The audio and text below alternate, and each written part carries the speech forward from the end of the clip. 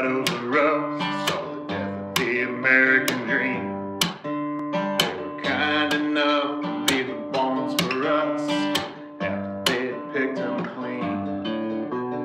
Some of my friends said it was the end. I knew that there had to be more than breaking you back and selling your soul to the man the company stole.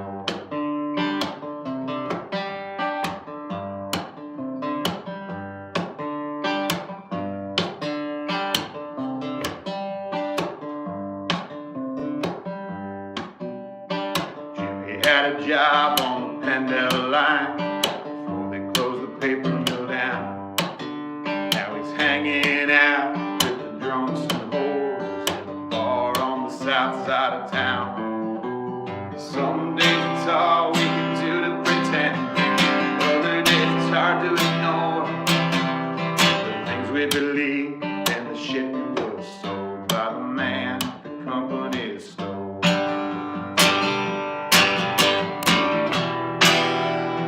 Give it away. Who's gonna buy it? You gotta make them pay, 'cause every man has his price. And I know mine.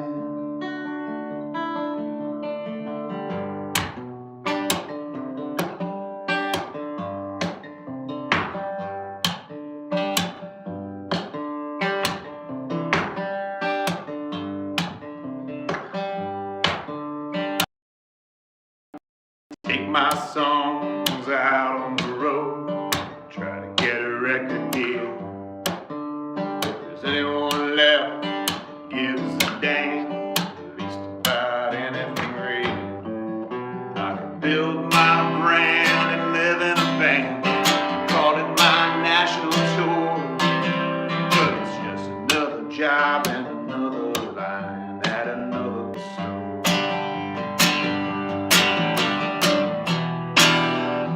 Give it away. Who's gonna buy it? You gotta make them pay, 'cause every man has his price. I know mine.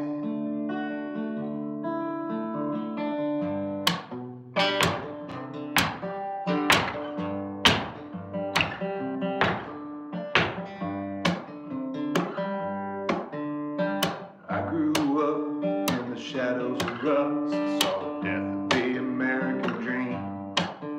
They were kind enough to leave the bones for us after they had picked them clean.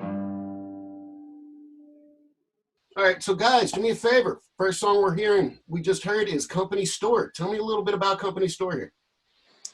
So yeah, Company Store is it's off of the newer album off of Saturday Night, and that was written probably about 2 or 3 years ago, I guess. It's it's literally, I grew up right around the corner from Bethlehem Steel.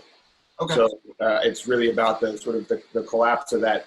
In the 80s and 90s, everything kind of fell apart for Bethlehem Steel, and watching all of that sort of deteriorate, and watching all the landscape deteriorate, and these big empty warehouses and big empty production facilities and all this stuff just sort of sitting there collecting dust, and several years, decades, whatever it was later, they turned the whole thing into a festival ground and art space and everything else. So they reclaimed it and turned it into something totally new. And I kind of felt there was a lot of similarity between that and the music industry when the bottom dropped out and music became free all of a sudden. It was kind of just a statement to say it's really the same thing. We've got to reinvent what was here before and try and make it better for ourselves. But as the chorus goes, if you give it away, who's going to buy it? And it's it's a matter of kind of a tongue-in-cheek thing to say, it's not what it used to be, and it never will be what it used to be. So we just got to move forward. Heck yeah, there's a lot of that nowadays with most things, you know, especially with what we're going through right now. Nothing's Yeah. going to be the same for quite some time. Yeah, yeah, Yeah. this is very true.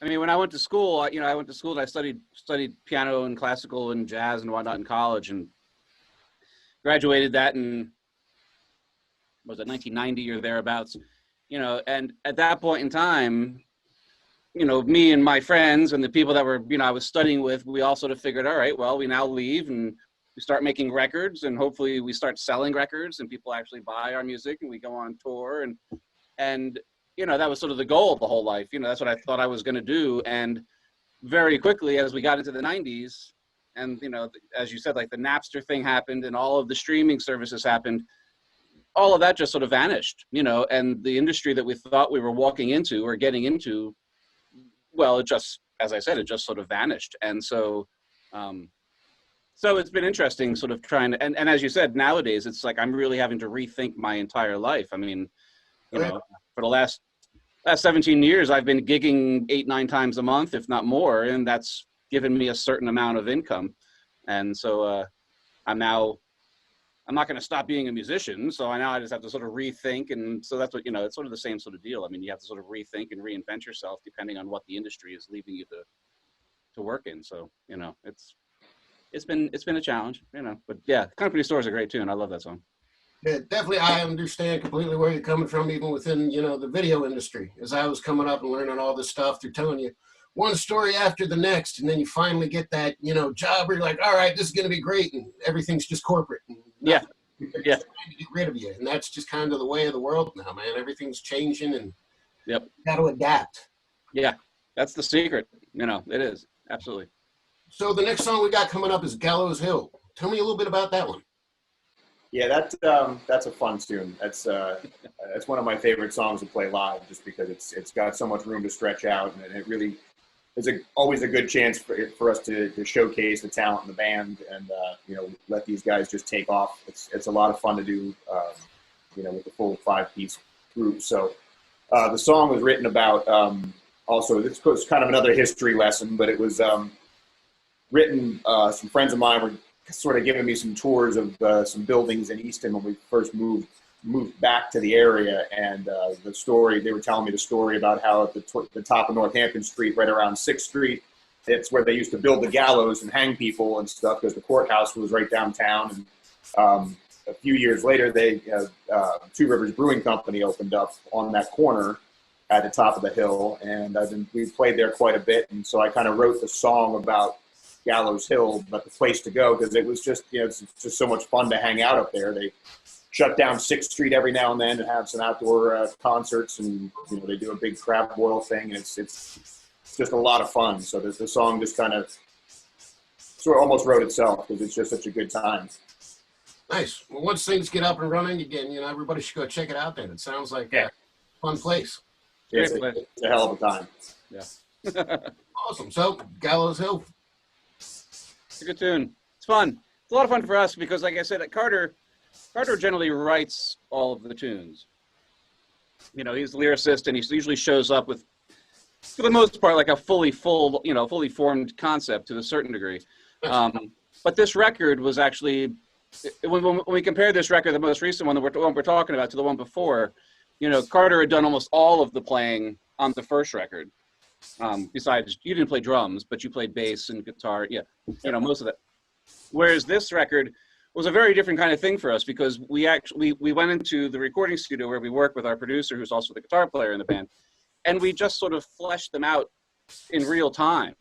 We all knew the changes, we all knew the chords, we had an idea as to what was going to happen, but it was actually a great opportunity for us to sort of, at least for me, and I think the bass player and also Mike, we really got to put a bit more of our own stamp on things, because, and that's actually a really important aspect of this band, is that as much as, the four of us like to contribute, and we do, and Carter lets us contribute virtually as much as we want to, within a certain reason, it's important to have that one unified, or one voice sort of speaking, you know what I mean? I think sometimes the problem is with bands is that you find that you have too many voices and, too many hands in the pot, you know what I mean? And the nice thing is that Carter shows up with a very generally at least, usually a very focused idea and a concept of a song, either lyrically or musically. And it just makes things come together really quickly because it allows us to like, all right, this is where we're at. This is what we're talking about. This is where we're heading. And now, it's sort of the idea of like, give me some limitations to work within. Don't just give me a blanket and say, go nuts, like, let me, give me a, and that's the nice thing about, I mean, Gallows Hill is actually one of those songs that's probably the loosest of any of the tunes we do. Mm-hmm. And it's incredibly simple. I mean, it's really just a straight blues, like essentially. It's a very, I remember the first time we played it, I was like, yeah, it's like a blues without a turnaround. And I'm like, I don't even know what that means. It has to have a turnaround, but it doesn't even have a turnaround. So it's like this very, very simple tune, but the lyrics are great and they're funny and there's a humor in there. And it's a good tune. It's a great tune to play live. I enjoy it. Awesome. Well, let's listen. Going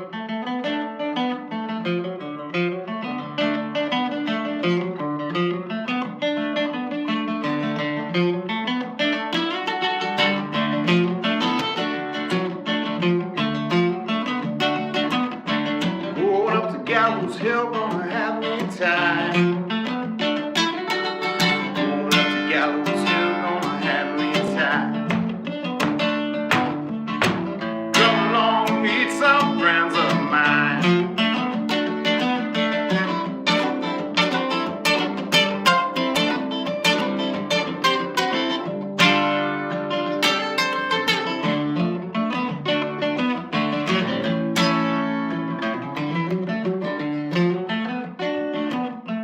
Folks up on Gallows Hill like to hang around. The folks on Gallows Hill like to hang around. Up there you see everything in town.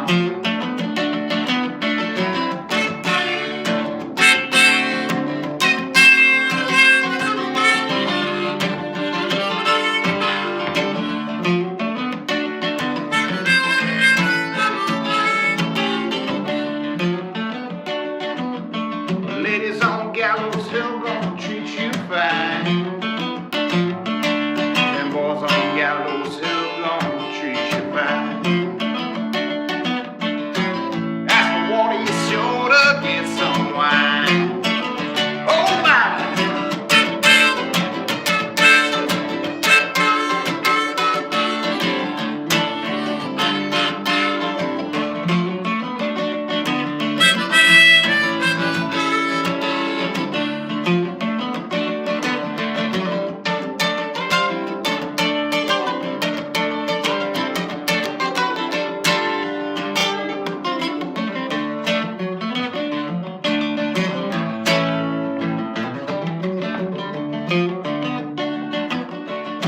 Won't you come with me up to Gallows Hill?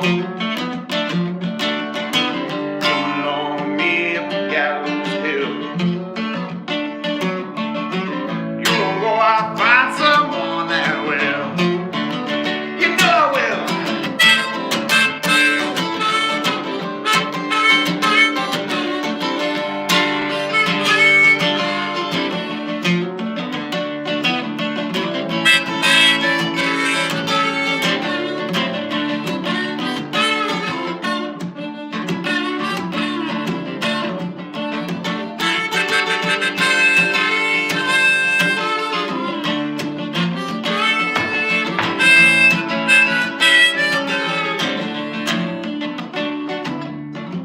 Go up to Gallows Hill, gonna have me time.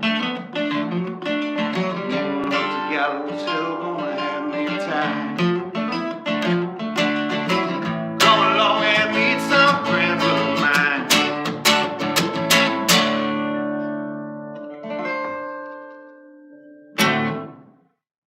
Next up, we got Hermit. Tell us a little bit about this one. Yeah, so this song, the title is not set in stone yet. I keep changing the title because I hate titling songs. But usually whatever the chorus is, that's what I call the song. So it just, at this point, I'm trying on different outfits for it. But the story behind this one is really it actually comes from a Zen Buddhist tradition. There's a story of a a student who goes to seek out a teacher, a master who's living off in the mountains somewhere and wants to learn all about enlightenment and how to how to become an enlightened being and all the fun things that go with that. And the teacher tells him that the secret is that before you attain enlightenment, you have to chop wood and carry water. And then after enlightenment, you have to chop wood and carry water. And that was the lesson. That was it. It's just work. Just do your work, do your job, and that's all there is. It doesn't get any more complicated or simple than that. Yeah, exactly. So it's kind of my version of that lesson, sort of the things that I've, and it does have a lot to do with isolation and being stuck in your own head and trying to figure out how am I going to process what's going on around me. So it's but every day it's the same thing: chop wood, carry water. No matter what happens in your head, that's the story. Nice. Very cool. Yeah. That's all I have nothing much to add to that one. That's a brand new one for me. So I've listened to it a few times, but we haven't actually worked on that one yet. Yeah, we haven't played that one yet. That's great. I can't I wait to kind of Okay.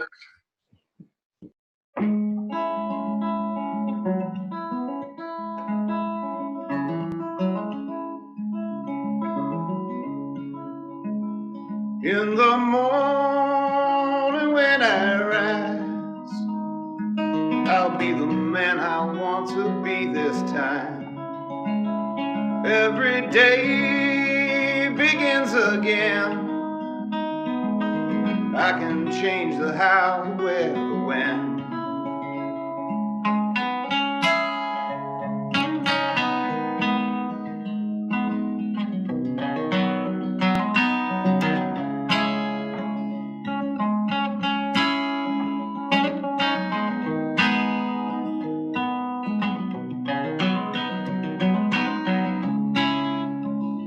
I've made music, I've made love. Neither one has ever been enough. What I call reality, nothing but the memories of a dream. Chop wood, carry water. This life is like no other I've seen. Chop wood, carry water. This life is like no other I've dreamed. Baby, I've dreamed.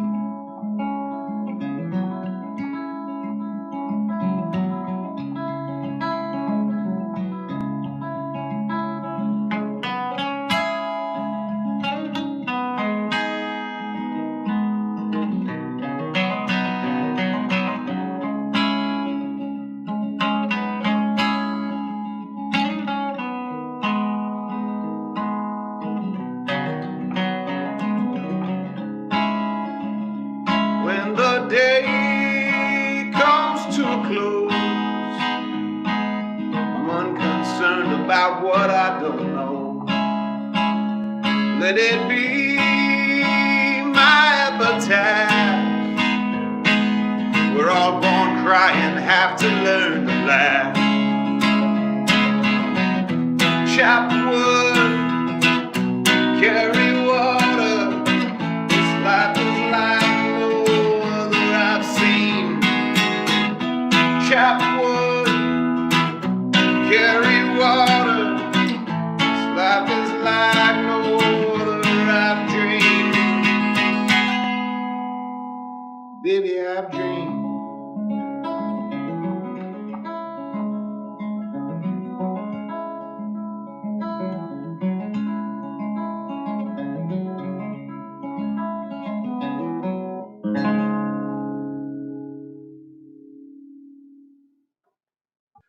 All right, folks, welcome back to another episode of the Sunday Sessions Project. Thank you very much for tuning in yet once again. And today we have the Acoustic Kitty Project with us. And from one project to the next, I want to welcome you guys. How you guys doing today? Doing good. Well, So tell us who you are and kind of what you guys do in the band. So my name is Carter Lansing. I'm the singer-songwriter, acoustic guitar player, and harmonica player for the band. And well, one of the harmonica players for the band.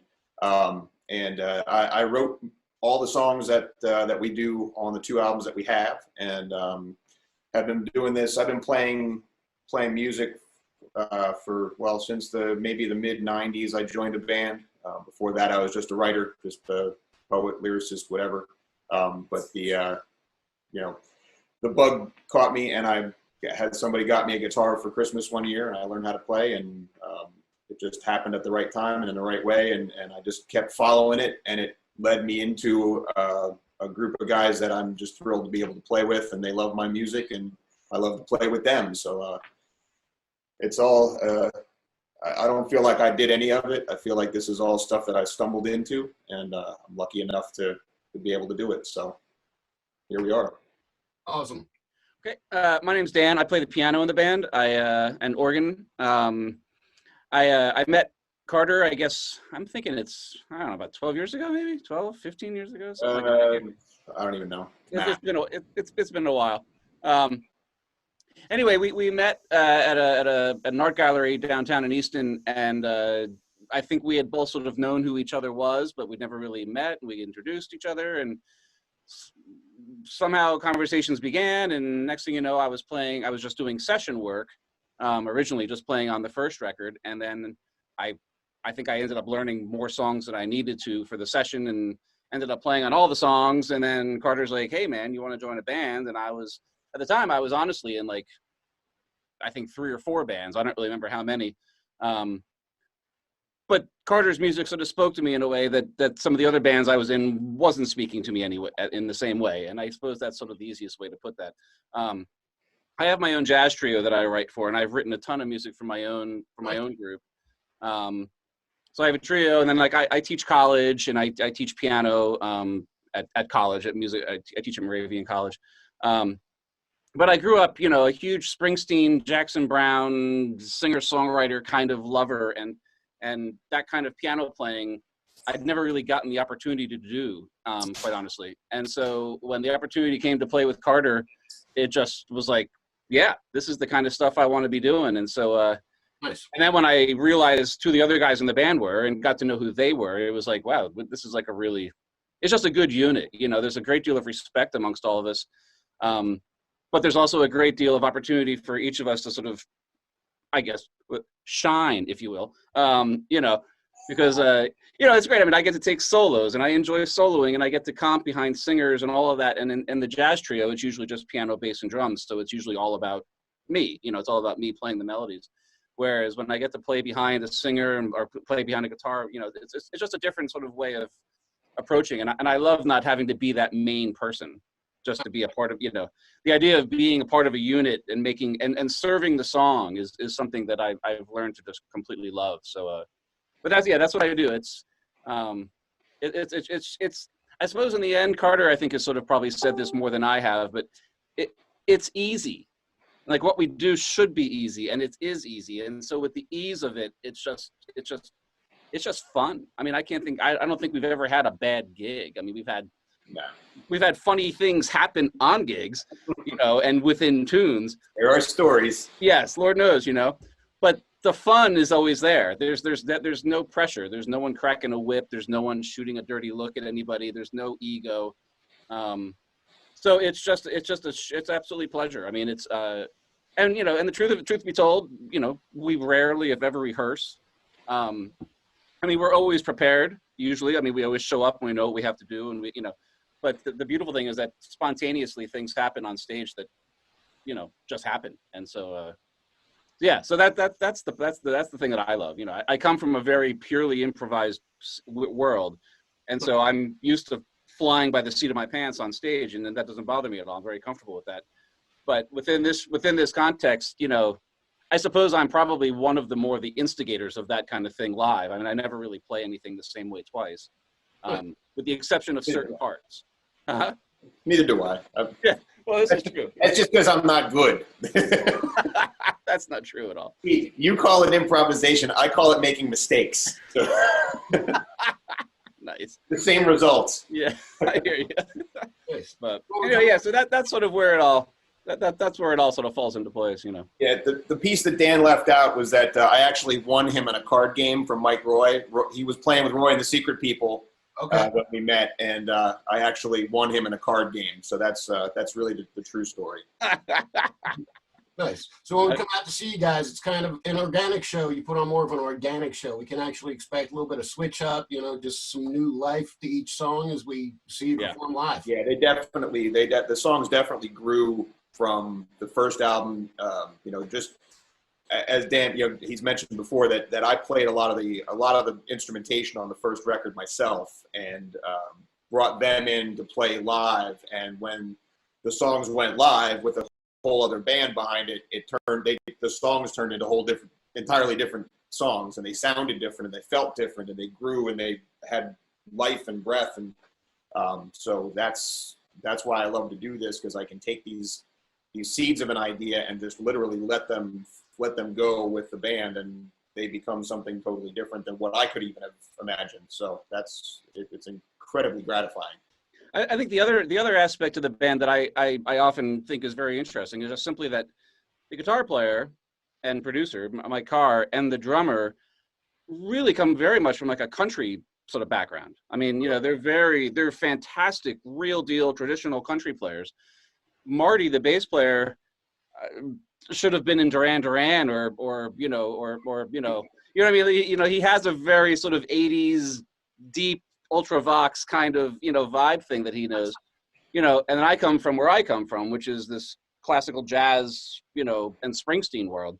So we all sort of bring these different elements to it, which is great, because like I remember the first time when I first went to the first session to play on the very first record, there was a couple of tunes on there there was one in particular, the last man stand. Last good man on earth. Thank you. Yeah. Last something or other.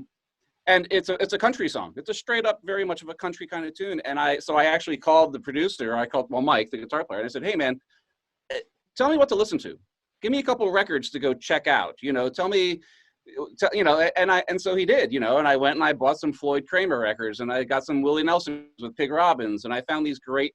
You know, so for me, it's been a wonderful experience, because I've sort of forced myself into trying to learn a language that I really didn't know, and I still don't know it really, but I can fake it pretty good, or at least I'm trying to. But that's the great thing about it, is that I love hearing, like when Mike can really do some of that picking stuff that he does. It's incredible to hear, because the guy he's a monster guitar player. You know, he can go from the Allman Brothers straight into, like, you know, very sort of country picking, you know. And Billy, the drummer, just, I've never heard anybody play so quietly with so much intensity.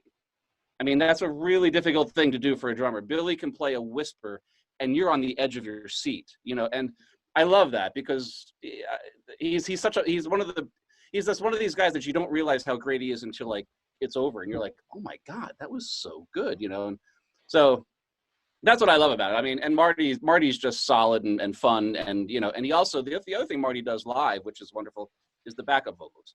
He's got a great singing voice, and that really augments the whole band, you know, in a whole new way. So awesome. Yeah, no, it's a wonderful thing. I mean, I really, really appreciate the fact that these guys are, I mean, like I said, they're like my interpreters. I mean, Dan said, you know, he's learning a new language with the country playing, but you know, to me, that's the important thing, is that music is a language, and it is something that you have to learn, and you have to be able to communicate to each other, and having, I mean, Dan and Mike and everybody in this band, I mean, Dan's probably forgotten more about music today than I've ever learned in my life. So being able to lean on these guys and say, hey, this is the sound I'm trying to get, and they already know it. They already know how to do it. I can say, I want this song to sound like, well, I think about San Francisco. When I came in, I had written the song, and I said, this is, you know, I want this to have that sort of, that 60s soul sound to it. I want it to be I forget who exactly I mentioned, but I will pick a couple of artists and say, this is what I'm hearing, and then they run with it and do their interpretation of it.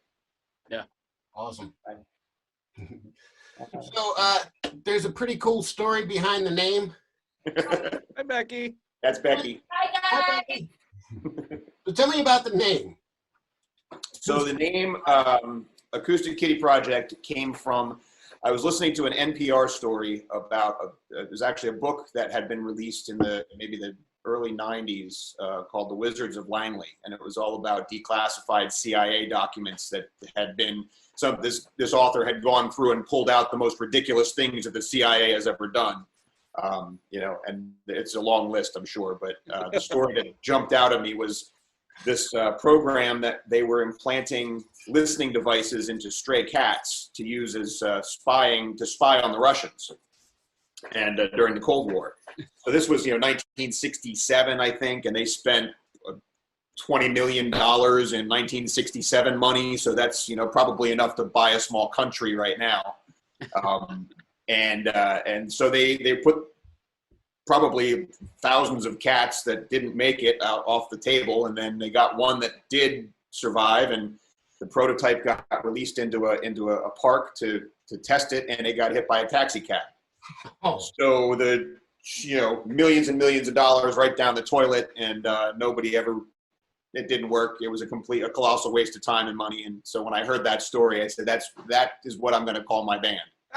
It's going to keep me, it keeps me humble, keeps me, to remember that even the best idea, when you look at it 20, 30 years down the road, you might go, what were you thinking? Yeah.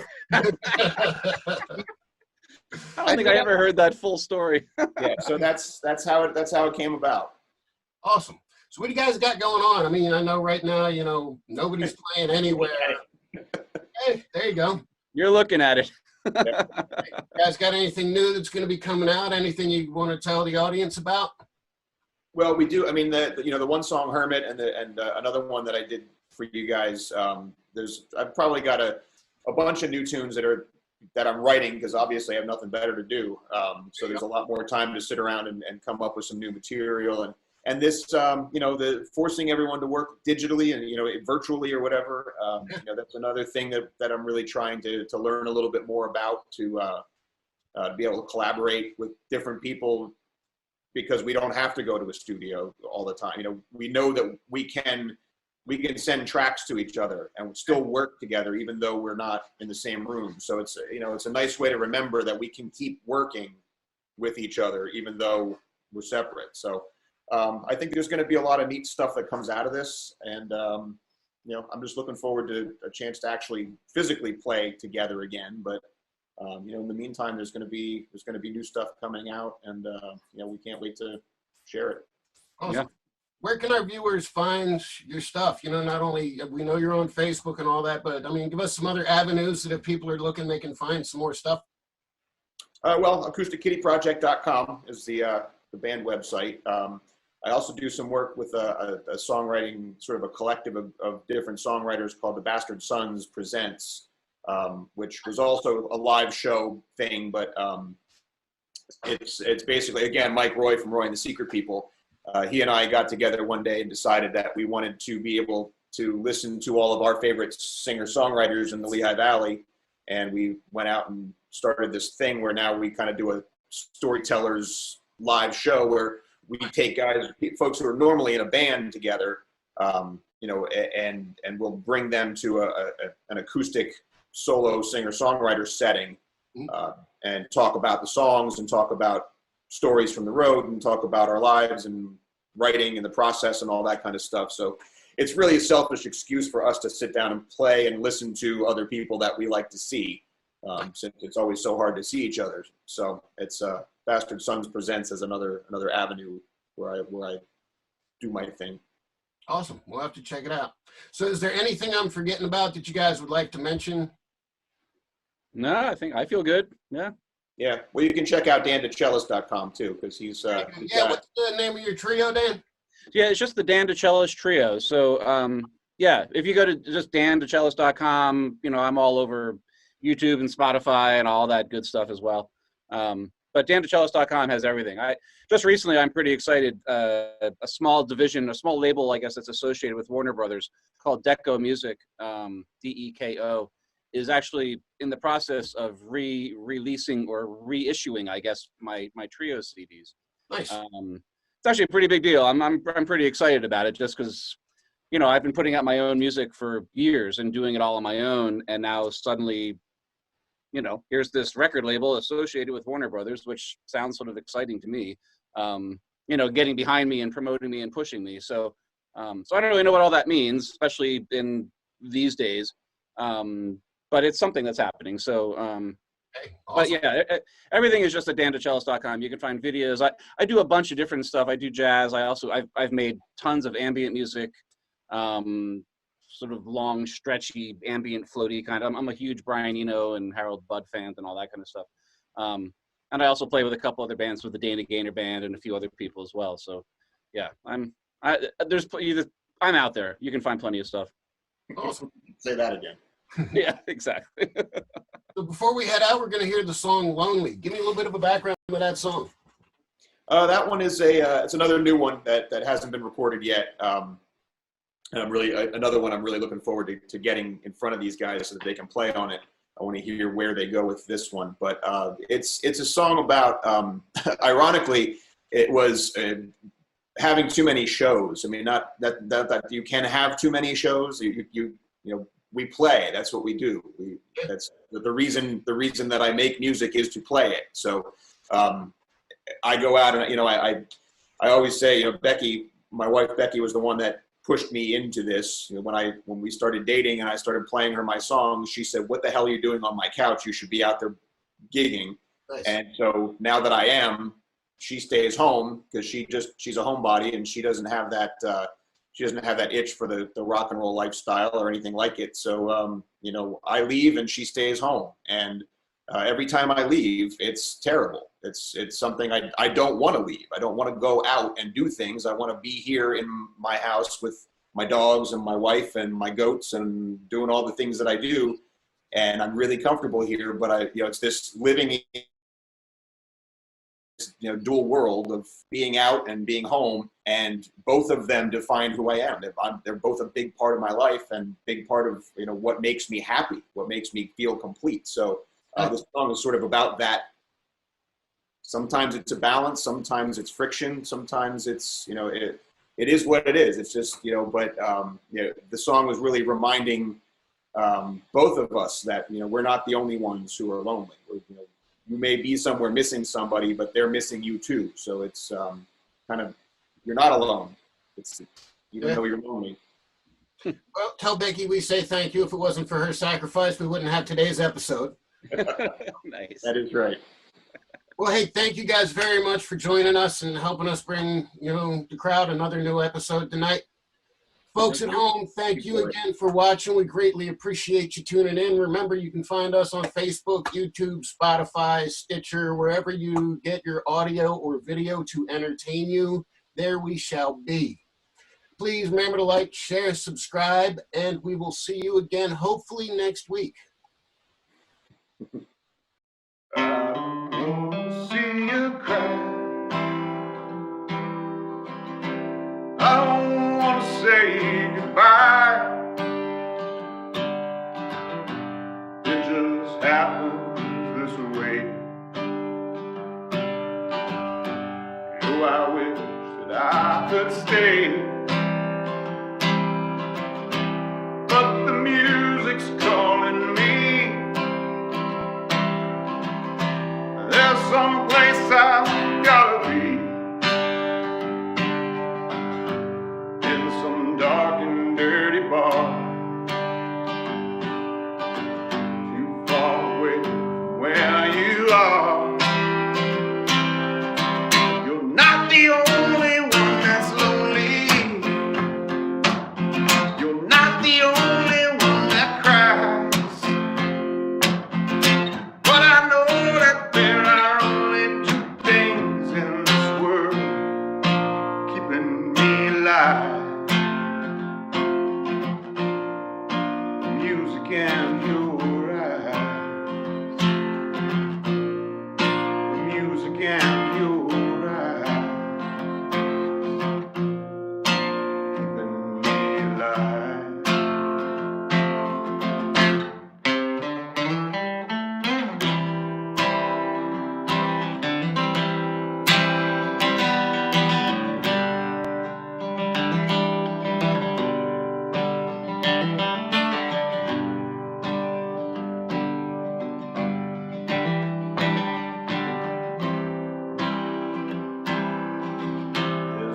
salvation on the road. The only peace I know is home. I ain't in this for my health. Lord knows it isn't for the wealth. You are always in my heart. The music's always in my soul. And there's nothing in between.